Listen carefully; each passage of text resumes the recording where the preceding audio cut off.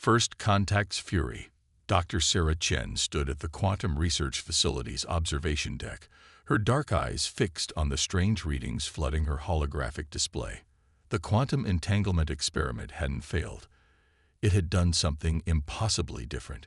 Instead of the expected quantum state collapse, the particles had created what appeared to be a stable tunnel through spacetime itself. "Are you seeing this?"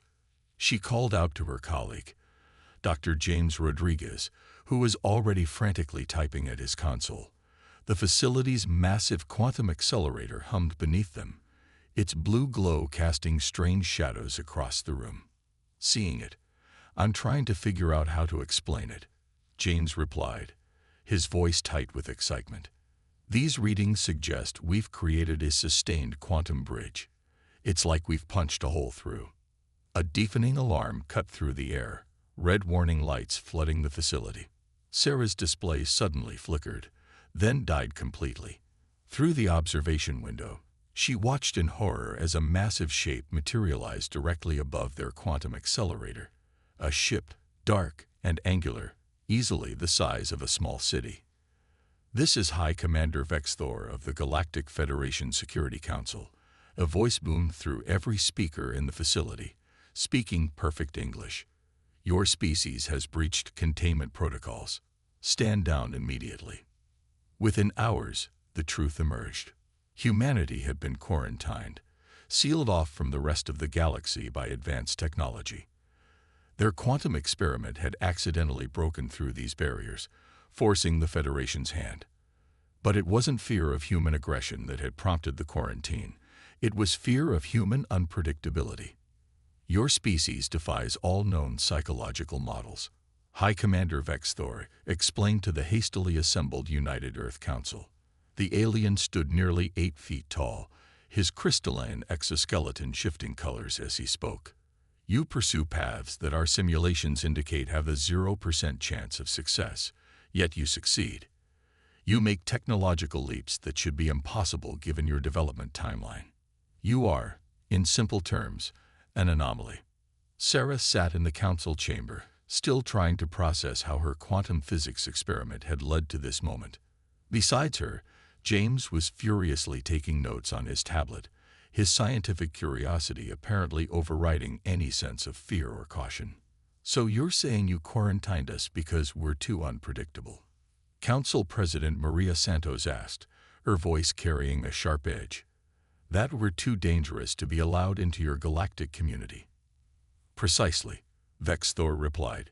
"Your species routinely achieves the impossible. You turn apparent failures into unprecedented successes. You adapt at a rate that defies evolutionary models. The Federation deemed it prudent to contain such an unpredictable element until we could better understand you." And now, Sarah found herself speaking before she could stop herself, drawing the alien commander's attention. "Now that we've broken your containment, what happens to humanity?" The High Commander's exoskeleton shifted to a deep blue, a color that seemed to indicate serious contemplation. "Now, Dr. Chen, your species faces a choice. The Federation protocols are clear. Any quarantined species that achieves breakthrough must either prove their readiness for galactic society or face permanent isolation, with much stricter containment measures." "Prove our readiness?" James asked, looking up from his tablet. "How exactly would we do that?" "Through the trials of integration," Vex Thor explained. "A series of tests designed to evaluate a species' technological capability, ethical development, and cosmic responsibility. No quarantined species has ever passed these trials. Most fail catastrophically, proving the wisdom of their containment." President Santos stood, her posture rigid with determination. "And if we pass these trials, what then?" "Then humanity would be granted full membership in the Galactic Federation, with all the rights and responsibilities that entails. But I must warn you, the trials are designed to be impossible. They will push your species to its absolute limits and beyond." A murmur ran through the council chamber, but Sarah noticed something interesting. Instead of fear or resignation, she saw excitement in many faces. Humanity had just been told they would face impossible challenges, and their first reaction was to embrace the challenge. "High Commander," President Santos said, a slight smile playing at her lips, "humanity has been achieving the impossible since we first looked up at the stars and decided to reach them. We accept your trials." Vexthor's exoskeleton rippled with what might have been surprise. "Very well. The first trial begins in one standard solar cycle. I suggest you prepare yourselves." He turned to leave, then paused. "And Dr. Chen, your quantum breakthrough. Our best scientists had declared it theoretically impossible. Perhaps that should have been our first warning about underestimating humanity." As the alien commander departed, Sarah looked down at her hands, still bearing the calluses from years of working with quantum equipment. They had achieved the impossible once already today. Now they just had to do it again, with the fate of humanity hanging in the balance. James leaned over to her, grinning. "Well, Sarah, looks like we're about to show the galaxy why they were right to be worried about us." Sarah couldn't help but smile back. The Federation had quarantined humanity because they were unpredictable, dangerous, impossible to contain. Now they were about to learn exactly why that was true, and why it might just be humanity's greatest strength. The testing ground. The Federation's testing facility materialized in Earth's orbit exactly one solar cycle later, a massive structure that gleamed like liquid mercury in the sunlight. Dr. Sarah Chen watched it from the observation deck of the newly commissioned Earth vessel, Impossible, her heart racing with equal parts excitement and apprehension. "The first trial is simple," High Commander Vexthor's voice echoed through the ship's comm system. "Navigate through the quantum maze and retrieve the beacon at its center. You have 6 hours. No species has ever completed this challenge."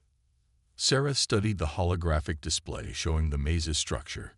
It was a labyrinth of quantum-shifted space, where normal physics simply didn't apply.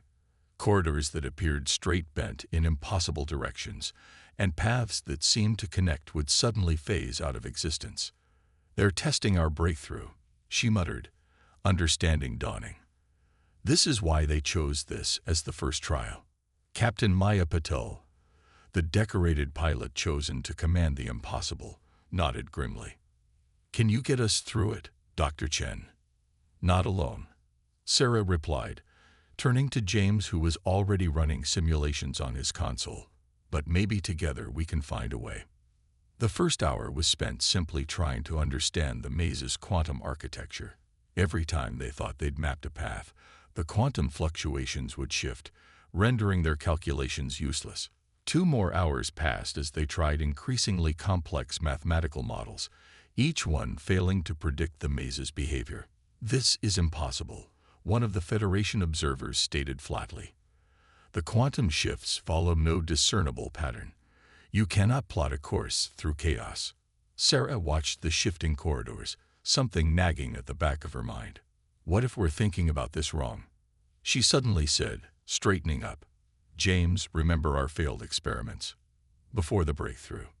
James looked up, his eyes widening as he caught her meaning. "When we tried to force order onto quantum chaos, and instead learned to work with it," Sarah finished. She turned to Captain Patel. "Captain, I have an idea, but it's very human." Captain Patel's lips quirked into a smile. "Those are my favorite kind, Doctor. What do you need?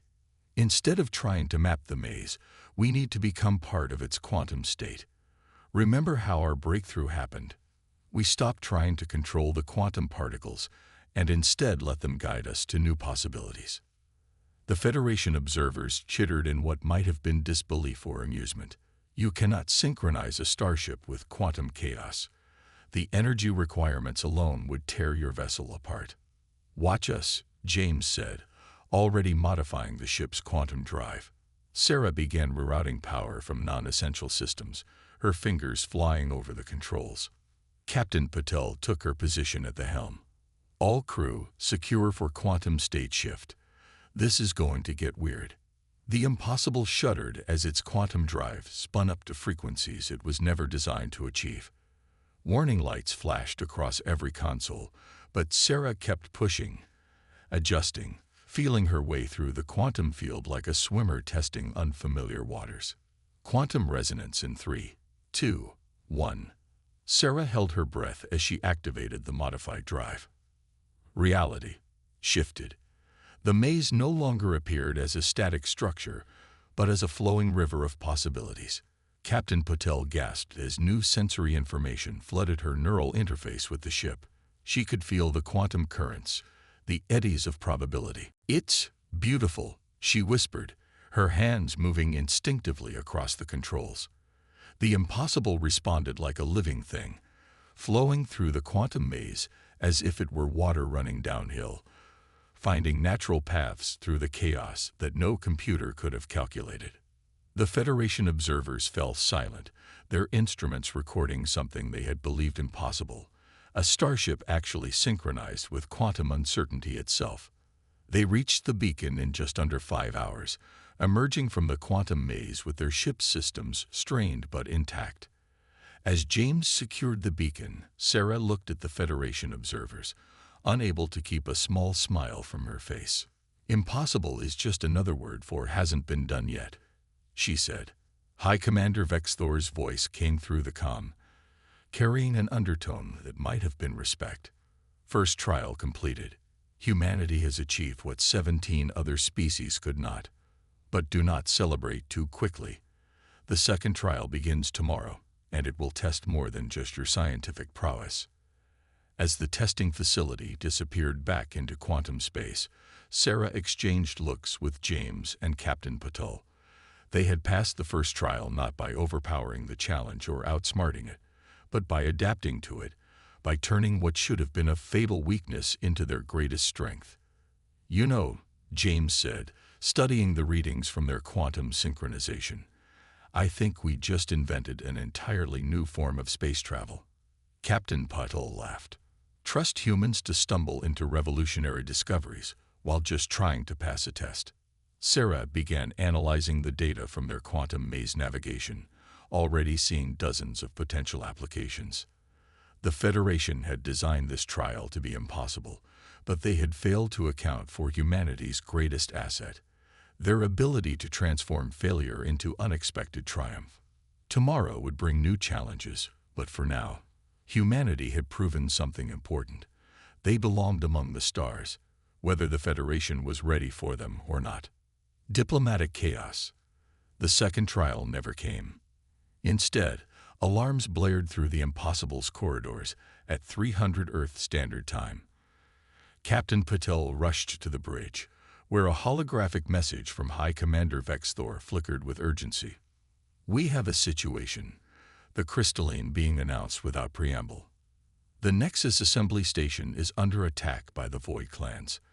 They've breached the quantum shields and taken hostages. The Federation Council is debating an appropriate response." Sarah and James exchanged looks. They'd been studying Federation records since their arrival.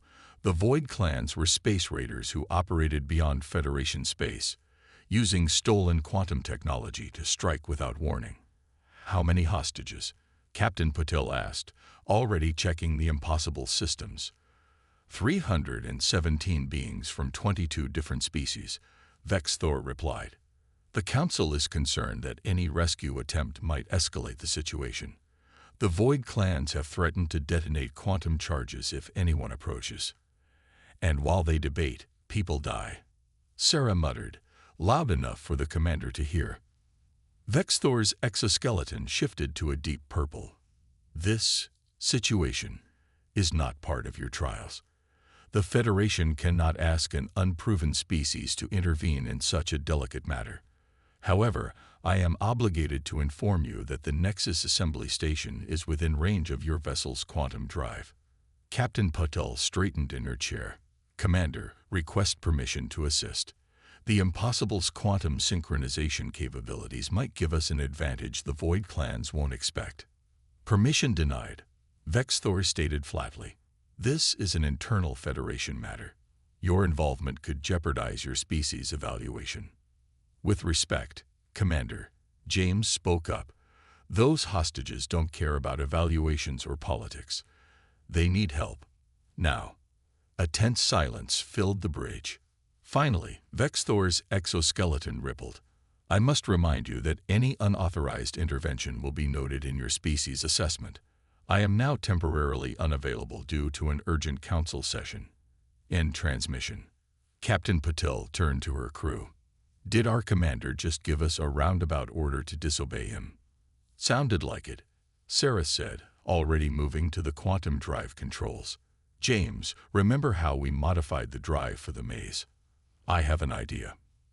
Within minutes, the impossible vanished into quantum space, using their newly developed synchronization technique to approach the Nexus assembly station undetected.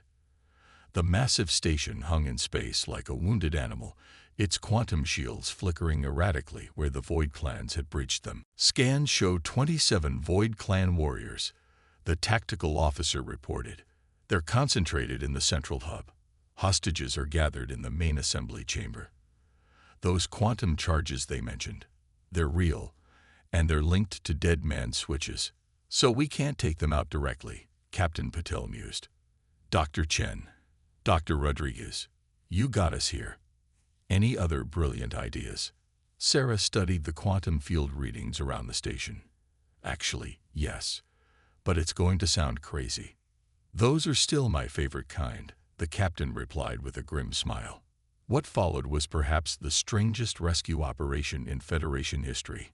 Instead of attacking the Void Clans directly, the Impossible used its quantum synchronization to gradually alter the station's internal quantum field. The raiders' stolen technology began to malfunction in subtle ways. Doors opening to wrong locations, comm systems crossing frequencies, gravity plating becoming unreliable. They're using primitive quantum tech, James explained as they watched the chaos unfold. They don't understand it, just how to use it. But we're speaking the quantum language now, and we're changing the conversation. The Void Clan's coordinated operation devolved into confusion. Their attempts to maintain control became increasingly desperate as the station itself seemed to turn against them. When gravity reversed in the corridors they occupied but remained normal for their hostages, their formation broke completely. That's when Captain Patil launched Phase 2. Emergency teleporters, modified with their quantum synchronization technology, activated throughout the assembly chamber. The hostages vanished in waves, rematerializing safely aboard the Impossible and 3 other Federation ships that had finally arrived to assess the situation. The Void Clan warriors found themselves alone on a station that had become a quantum maze of their own making. Their dead man switches proved useless. The quantum charges had been gradually shifted out of phase with normal spacetime, rendering them harmless. When Federation peacekeepers finally boarded the station, they found the Void Clan warriors huddled in corners, many begging to surrender, their confidence shattered by technology they couldn't understand and an enemy they couldn't even fight. Back on the Impossible, Sarah watched the rescue ships departing with the freed hostages. Think we failed the evaluation. By disobeying orders and interfering in Federation matters? James asked. Probably. By demonstrating exceptional tactical thinking, technological innovation, and a commitment to saving lives regardless of species, Captain Patil added. Maybe not. High Commander Vexthor's hologram appeared on the bridge. His exoskeleton was cycling through colors so rapidly it was almost dizzying. The Federation Council has reviewed your unauthorized intervention. They are disturbed by your willingness to ignore direct orders. They are also impressed by your bloodless resolution to a situation our own forces considered unsolvable. He paused, his colors finally settling on a bright gold. The Council has decided to count this as your second trial. You have demonstrated that humanity not only possesses the capability to help others, but chooses to do so even at risk to yourselves. This is unexpected. We're full of surprises, Sarah said softly. Indeed, Vexthor replied. The third trial awaits, and after witnessing this, the Council has decided to make it significantly more challenging. Prepare yourselves. The hologram vanished. Captain Patil leaned back in her chair, a mix of pride and concern on her face. I think we just changed the game, people. The Federation isn't just testing us anymore. They're trying to understand us. Good luck with that, James muttered. Most of the time, we don't even understand ourselves. Sarah looked out at the stars, thinking about how humans had just used quantum physics to create confusion rather than combat, to save lives rather than take them. Maybe that's our real strength, she said. We're as unpredictable to ourselves as we are to them, and that makes us adaptable in ways they never expected. The human factor. Deep within the Federation's primary research facility, High Commander Vex Thor faced an unprecedented situation. 20 of the galaxy's most brilliant scientists were arguing with each other. The subject of their heated debate, humans. Their approach defies all logic. Professor Kazil, a being of pure energy contained within a crystalline matrix, pulsed with frustration. In the quantum maze trial, instead of solving the puzzle, they became part of it. During the Nexus Station crisis, rather than engaging in combat, they turned the environment itself into their weapon. These are not rational solutions. Yet they worked, Dr. Sarah Chen countered calmly. She and James had been invited to this classified session, though neither fully understood why. Sometimes the most rational solution is to embrace irrationality. The Federation scientists buzzed with what might have been disapproval or confusion. A holographic display showed footage from the Impossible's missions, along with countless data points about human physiology, psychology, and social behavior. Consider your species' response to failure. Another scientist, a cybernetic collective called Unity 459, projected its thoughts directly into their minds. When humans fail, instead of accepting the logical conclusion that a task is impossible, you become more determined to succeed. This defies evolutionary stability protocols. James leaned forward. We have a saying on Earth: failure is not an option. It's not just about determination. It's about seeing failure as a step toward success. Precisely our point, Unity 459 continued. Your species treats failure as a resource rather than a deterrent. Our simulations suggest this should lead to species-wide extinction through repeated catastrophic mistakes. Instead, it has accelerated your development beyond all predicted parameters. The debate was interrupted by a priority alert. High Commander Vex Thor's exoskeleton shifted to deep red as he received the message. The third trial is ready, he announced. Though given recent observations, the Council has modified its parameters significantly. Sarah felt a chill run down her spine. Modified how? We originally designed the trial to test your species' limits, Vex Thor explained. Now we intend to study how you exceed them. The Impossible's crew found themselves facing what appeared to be a simple space station. But initial scans revealed something far more complex. It was a quantum computer of unprecedented scale, running simulations of galaxy-wide disasters. Your trial is to prevent an extinction-level event, Vex Thor explained. The computer will present you with a scenario that our most advanced systems have deemed unsurvivable. You have 12 hours. As the simulation began, the crew found themselves virtually transported to a system where a star was about to go supernova. The twist: the star's quantum state had been artificially entangled with thousands of others across the galaxy. When it exploded, it would trigger a chain reaction, causing multiple stars to collapse simultaneously. This is impossible, Sarah breathed, staring at the data. The energy required to maintain quantum entanglement at this scale, it shouldn't exist. Which is precisely why this scenario was chosen, Vex Thor stated. Our systems calculate a 0% survival probability.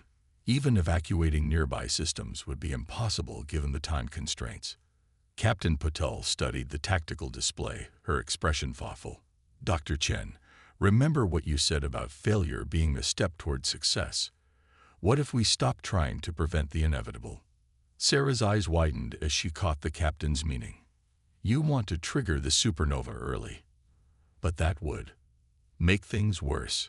James jumped in, already running calculations, or better. If we could control the initial quantum cascade. The next 10 hours were a blur of theoretical physics, impossible mathematics, and what several Federation observers termed recklessly creative problem-solving.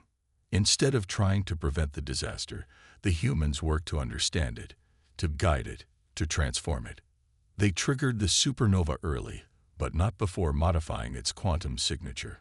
The chain reaction still occurred, but instead of destruction, it created a network of quantum-linked radiation waves. These waves, properly shaped by the impossible's modified quantum drive, formed channels of accelerated spacetime. They're not just surviving the catastrophe, Professor Kazil observed with astonishment. They're using it to create a new form of faster-than-light travel network. When the simulation ended, the Federation scientists were silent. The humans had taken what was designed to be an extinction-level event and turned it into a technological breakthrough that could revolutionize galactic travel. This is why we can't predict them. Unity 459 broadcasted. Humans don't simply solve problems. They transform them. They see opportunities where we see only obstacles. High Commander Vexthor's exoskeleton had shifted to a color none of the humans had seen before. The Council will need time to process these results. What you've demonstrated here, it changes everything we thought we understood about species development.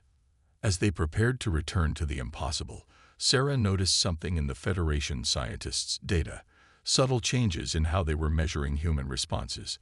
They weren't just studying what humans could do. They were trying to understand how humans could imagine doing it in the first place. They're afraid of us, she realized, not because we're dangerous, but because we make the impossible seem inevitable.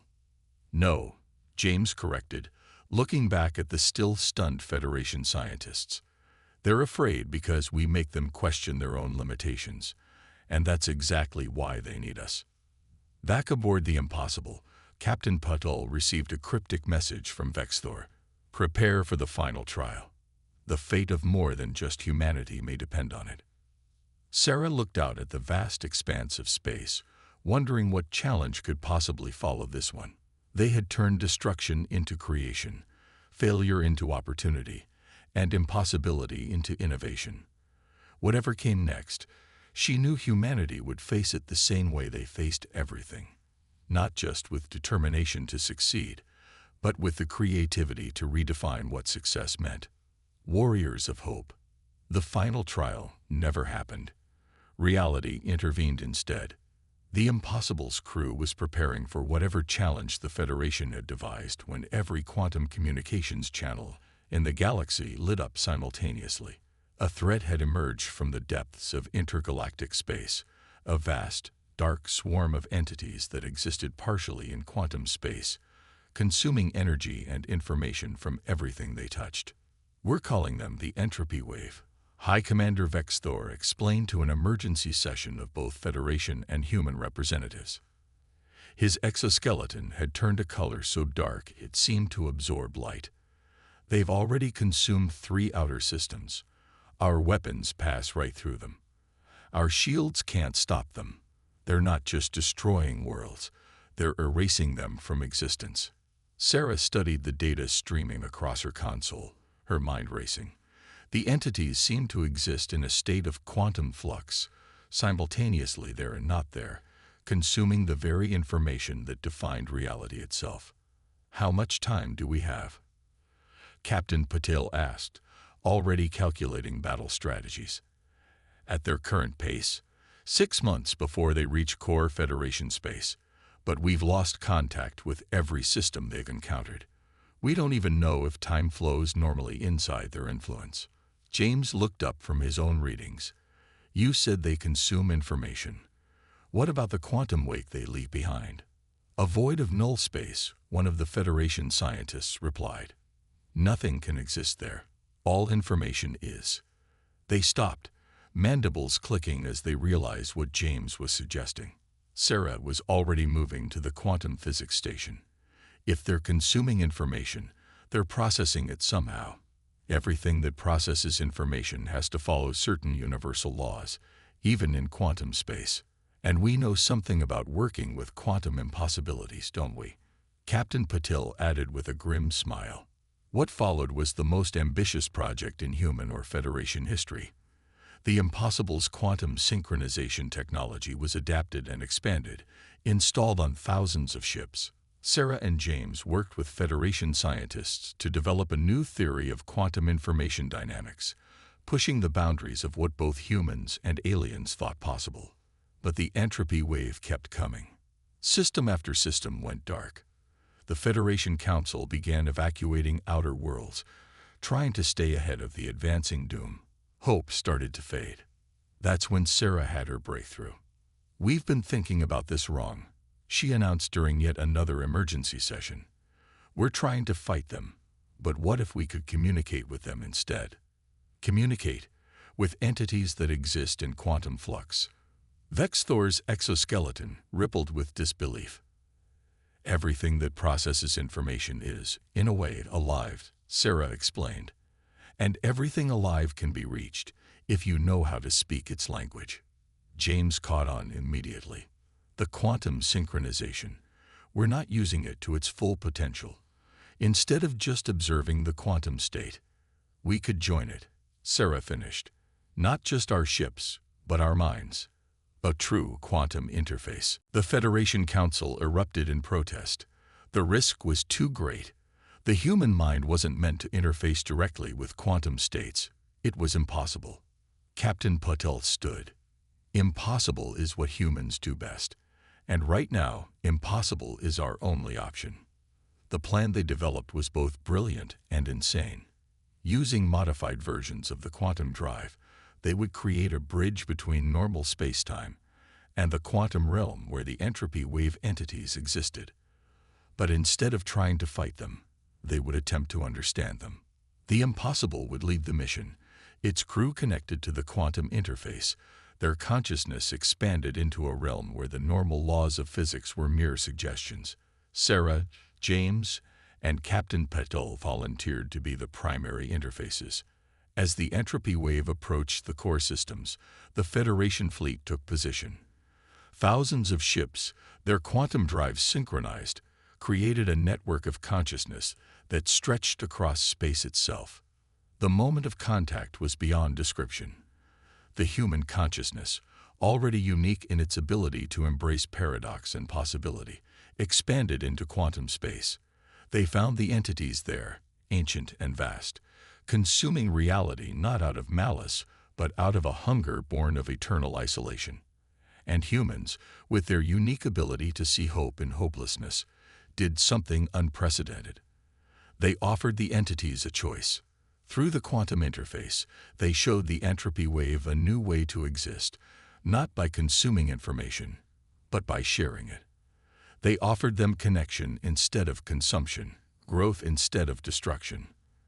For a moment that seemed to last an eternity, the fate of two universes hung in the balance. Then, slowly, the entropy wave began to change.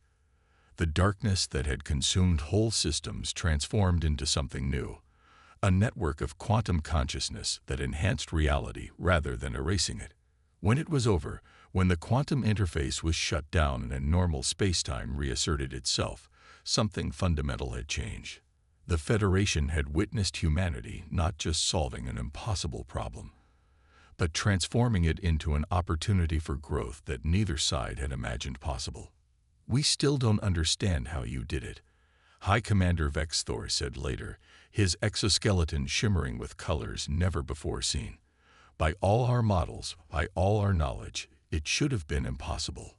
"That's humanity's gift to the galaxy," Sarah replied, still adjusting to normal consciousness. "We don't just face the impossible, we reimagine it. We see hope where others see only endings." The Federation Council's decision was unanimous. Humanity was not just granted membership, they were given a special status as warriors of hope, tasked with helping the galaxy face its greatest challenges. "You still terrify us, you know," Vex Thor admitted to Sarah as they watched Earth's sun rise from the Federation's new quantum observatory. "Your species is still chaotic, still unpredictable." "Good," Sarah said with a smile. "The universe needs a little chaos to grow. And sometimes, the best warriors aren't those who fight the hardest, but those who can imagine a better way forward. As she looked out at the stars, now connected by humanity's quantum network, Sarah thought about how far they'd come. The Federation had quarantined humanity because they were unpredictable, dangerous, impossible to contain. They'd been right about all of that. They just hadn't realized those were exactly the qualities the galaxy needed most.